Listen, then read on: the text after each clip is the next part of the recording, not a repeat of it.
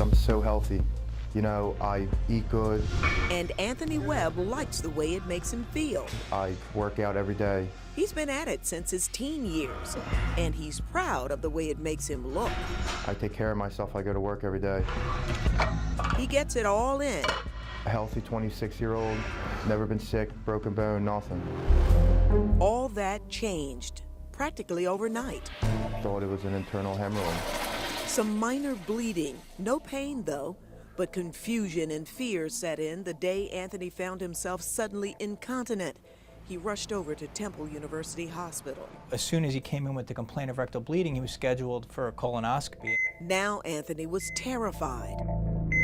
I was shocked, and the doctors here were shocked because I was young.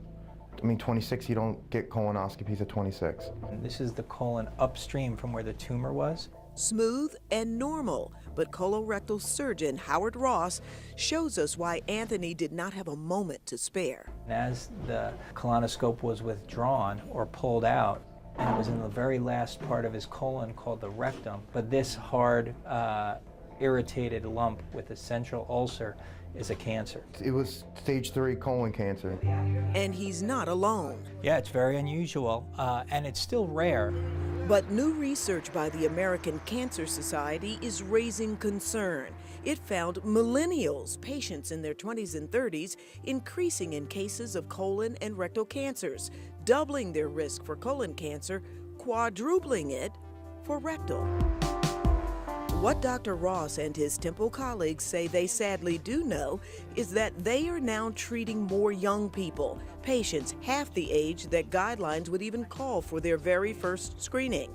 Most had no family history. How you doing, Dr. Ross? And no warning signs like Anthony. You did wonderfully well. Dr. Ross says several of them have advanced colon and rectal cancers that have already spread, and their futures are bleak. So you can't really tell how long the lesion has been there. We assume that it takes years for a normal cell to form into a polyp to turn into a cancer. He's only 26 years old. Correct. Only 26. And in Anthony's case, it probably had a more accelerated growth pattern. I was scared. His treatment, aggressive. I did continuous chemo, I did continuous radiation, and then I had my first surgery, which was the removal of the tumor. And I also had a temporary ileostomy installed. A bag for waste outside his body.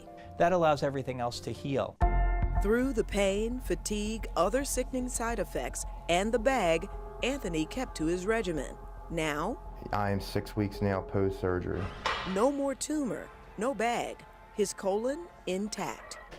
And he's lucky, says Dr. Ross, that his gastroenterologist suspected something more than hemorrhoids. It was in Anthony's case, if he didn't follow up on this bleeding, he would have died. All is well so far, and I plan on it being like that. How long did that take to go away? He'll be followed for the rest of his life for the possibility of recurrence, both local as well as distant, but I believe he's cured.